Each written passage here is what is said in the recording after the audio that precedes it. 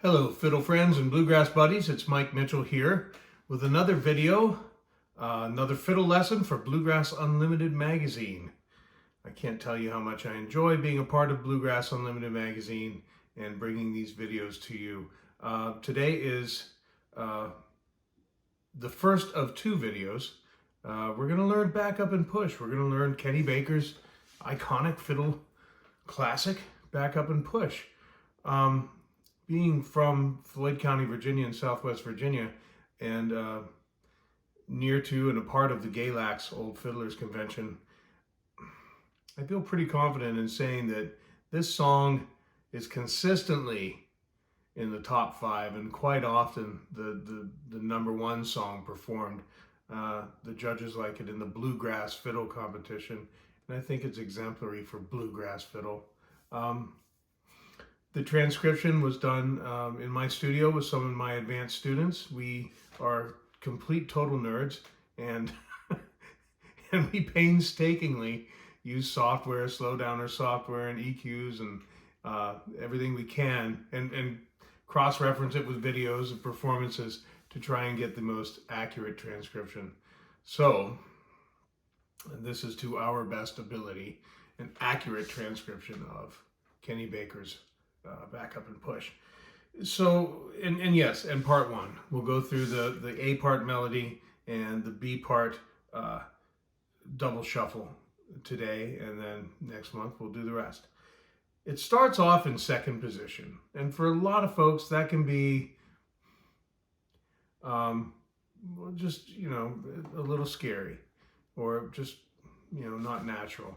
Let me offer a real quick and easy way to get your first finger seated into second position, and most importantly, if you hold it there, you can stay in second position and play. Very handy when we're playing in the key of B, by the way. So this being in the key of C, we just do a little do, re, mi.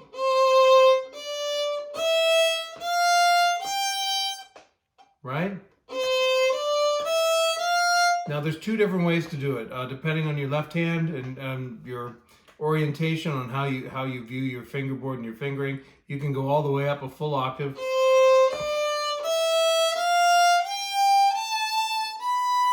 And then slide the entire hand. And logic says that if we've done that properly, the index finger should be at the pitch of G, right?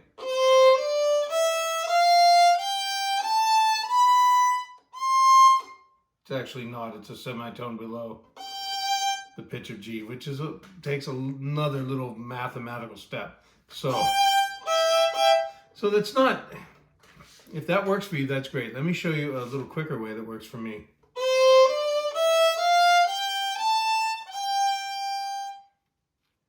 That's what I like to do.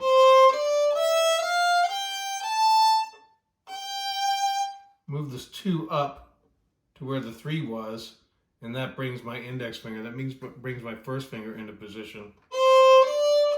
And I'm going to listen to la, that pitch of E, because I know in advance that I'm going to need to supply that on the A string.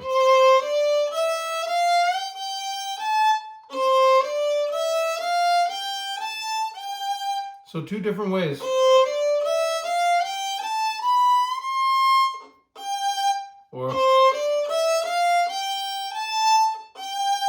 Or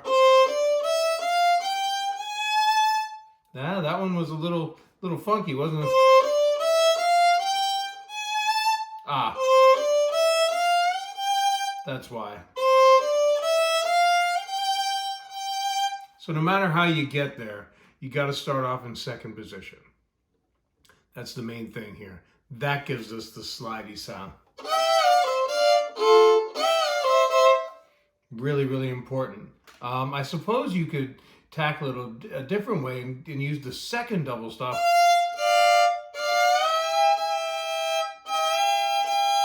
But that doesn't seem as reliable to me. So we're going to find second position. And the third finger is going to go on the A string underneath it. You can slide around and make sure that your third is as in tune as a third on the fiddle can be.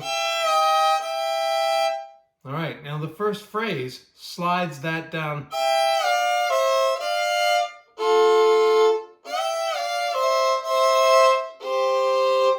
All right, we've got the slide. And honestly, that's the touchstone of this entire song. Da ya da. And Baker does it a gazillion different ways throughout the song, which can be remembered and used as sort of place markers, sort of mile markers during the tune.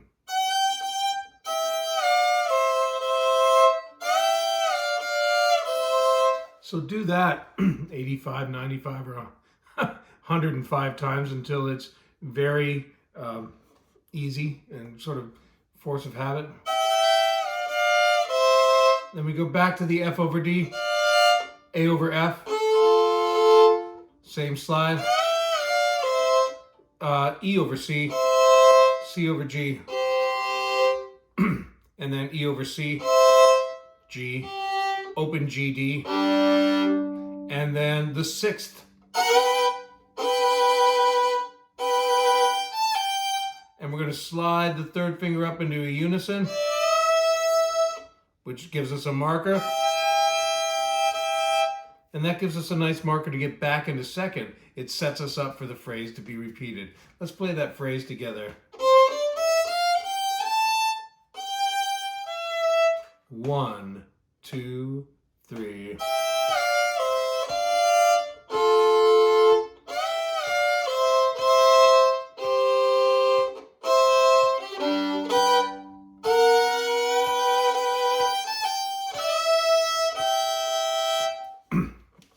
Yes, I took some creative license and did a really low, slow, scoopy thing right there. By the time we're playing this up to speed, probably won't be happening. But what I always like to do is when I'm practicing slowly, if there's a cool spot to put a scoop in or a slide out or, scoop out, I like to do that. And then I think maybe my fingers will kind of remember that a little bit when they're playing hot and heavy and up to speed, and I'll have a little bit more of that slidey sound, which is so cool. The phrase one more time. 1, 2, 3.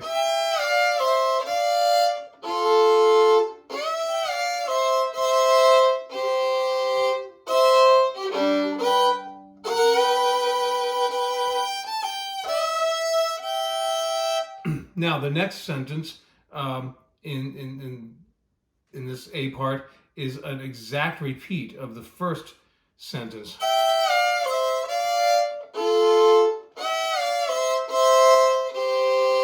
Now there's a little change right here.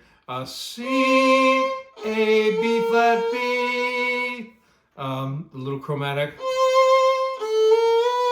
And then the sixth. Notice that Baker did not play the B under that A. I don't know why,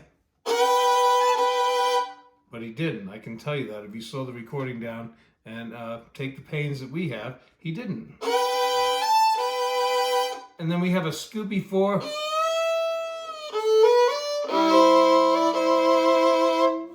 And that's it. So let's take the second phrase. 2, 3.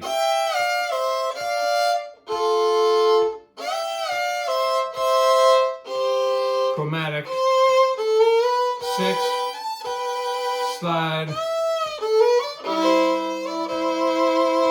There you go. And yes, you heard a little triple stop on my fiddle. Baker's fiddle probably would have had a bridge cut a little flatter, and it wouldn't have sounded as much as a triple stop. I just know that all 3 strings rang out in his recording, so they're all represented in my transcription. In application, I'm not going to try and do that because I don't think it's going to sound as authentic as it needs to be. I'll probably omit that when I'm up to speed and playing this in a jam. I'll probably just...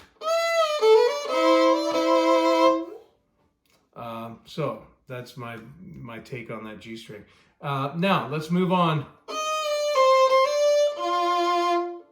C sharp, D, C, and then the little grace note. Probably an up bow. 4, 3, 2, A. Let's do that again. 1, 2, 3.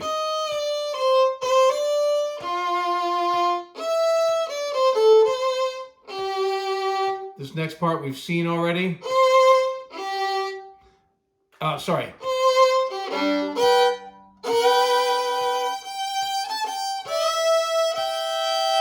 And this next part we've mostly seen already.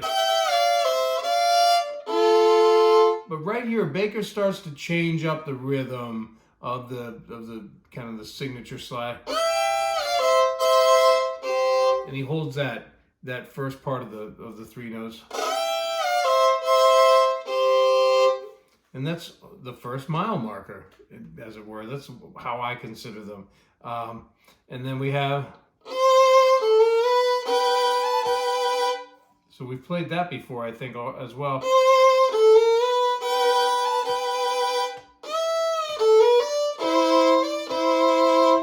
Yeah, so there we go. That's what I consider the main theme of this song. Let's play it together from the top, my friends. 1, 2, 3.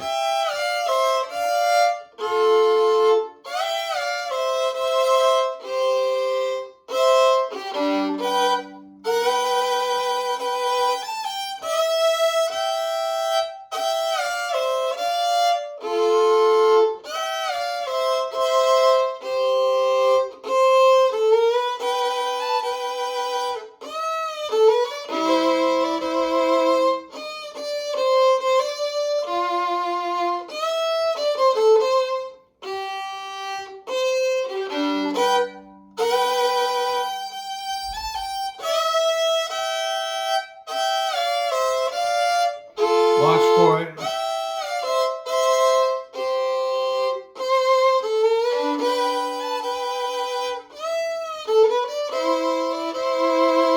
Nice. And then comes sort of a da-da-ba-ba-ba-ba-bum, ba-ya-da-ba-bum. It's not really a B part. It's kind of A part second time. Yeah, I guess you could consider it a B part. I always consider the double shuffle the B part, but however you decide to arrange it, you'll notice my PDF doesn't have A, B's, and C's in it for this. You'll also notice it doesn't have down and up bows, because if we watch 10 videos of Baker playing this, we'll see 10 different bowing, not really patterns, but 10 different bowings. As long as the rhythm is there and the inflection is there, that's as far as I'm going to go. So, having said all that, let's play. And we're going to end with a unison. Here we go. Starting on C, C, D, E, F.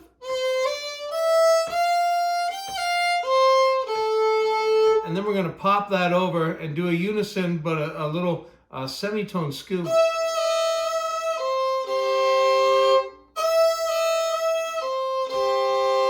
Let's play both those together. 2, 3.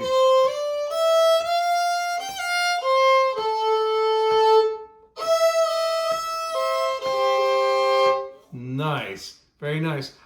If you are not a big fan of the 4th finger, if you like to play more of a 3-fingered style playing, you could start this off in 2nd position.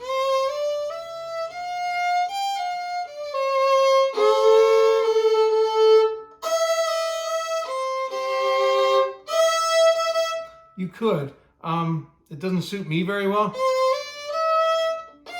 because you've got a 4th finger right there anyways, so. And that keeps me sort of in the first position there.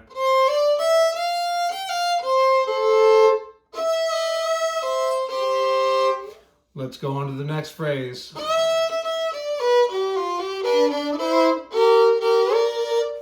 The next phrase is one that I found awful difficult. The 4th finger will be a unison, And then this is easy.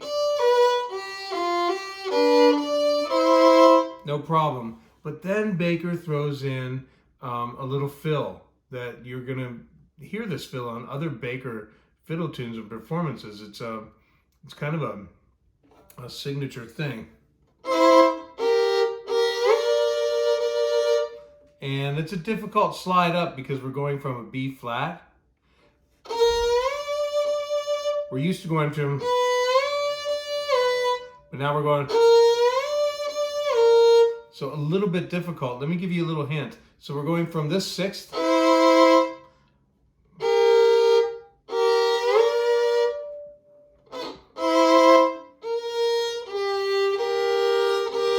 this finger, the third finger,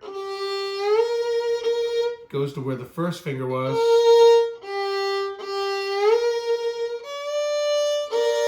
And this finger's got to move up a little bit to square away with that D. So as long as you keep listening for the B flat, excuse me, B flat, then you can handle that slide. And you remember that just like on your fretted instrument, the frets show that the distance between the pitches gets smaller as we go up the fretboard. Of course, it does on the fiddle as well. Great, let's do that phrase again. And then we'll move forward to 3.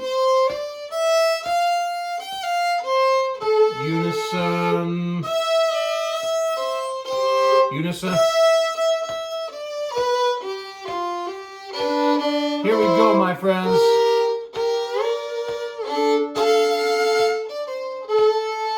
That's the next phrase, is a sixth and a unison. And then we have another mile marker where Baker uses a quarter note and 2/8. So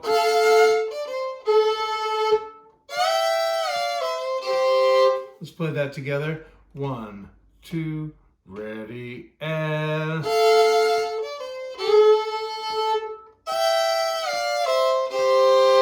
great. And the rest we've played before.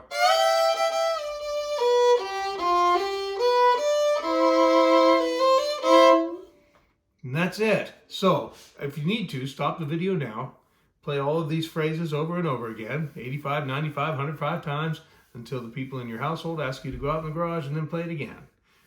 As soon as it's under your fingers, so to speak, put it all together, and then come on back.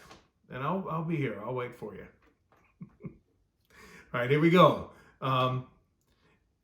Both A parts, for lack of a better way of describing it. Or the A part and B part, however you want to define this.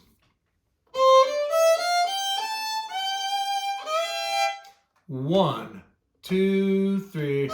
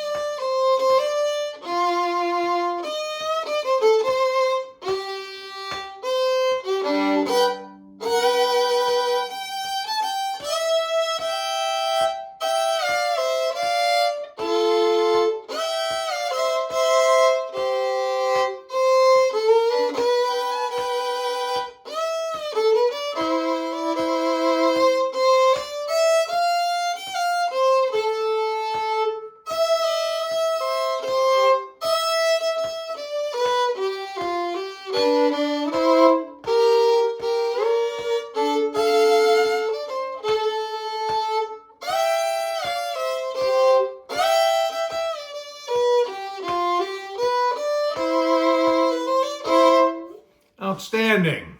You should be very proud of your work, my friends. Now, the part that we all want to get to, the double shuffle.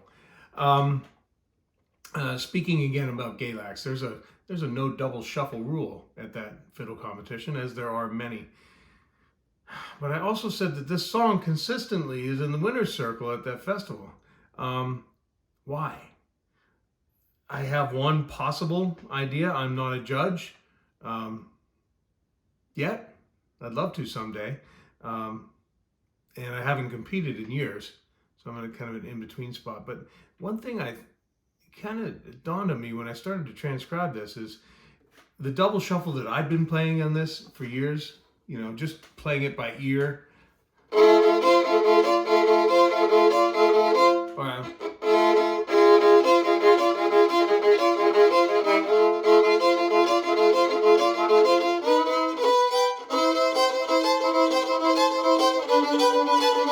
Always is two strings, sort of like an Orange Blossom Special, right? And then I get to transcribing this and I realize Baker didn't do that. He double shuffled, but it wasn't always on a double stop. So maybe that's a little loophole that allows this one in at the Galax Fiddle competition. I don't know. The world may never know. But as we go through this slowly, we're going to see that there's some funky little things that are done with the right hand. Let's start with E flat over G.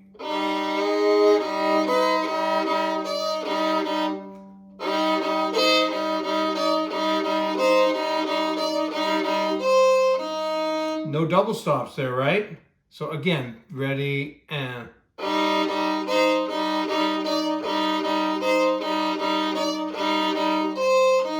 then up to E natural.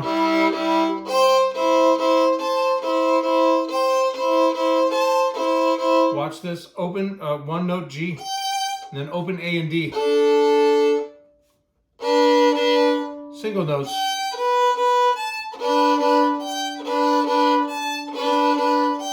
Open A.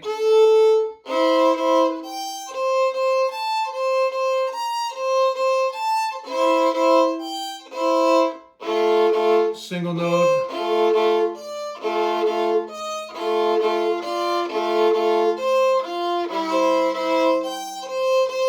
All singles. Open A.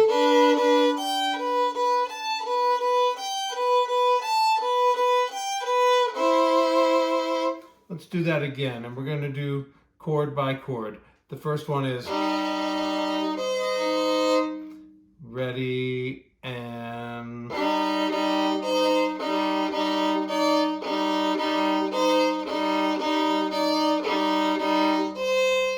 remember those single notes, and then here we go. The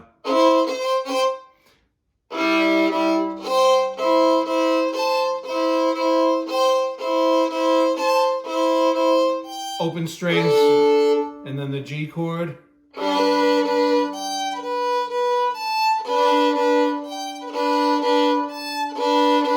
Open A, and then back to the C chord. Single notes, B flat.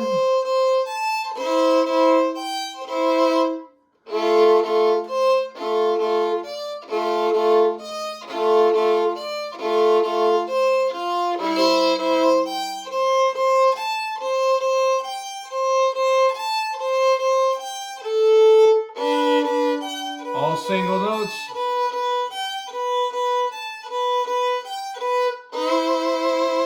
All right, let's put it together. And as always, stop the video, you know, and play it as much as you need to play it until you're comfortable with it, and then come back. That's the great thing about videos. I'm right here.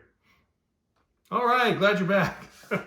Here we go. We're going to do the double shuffle in back up and push. 1, 2, 3, 4.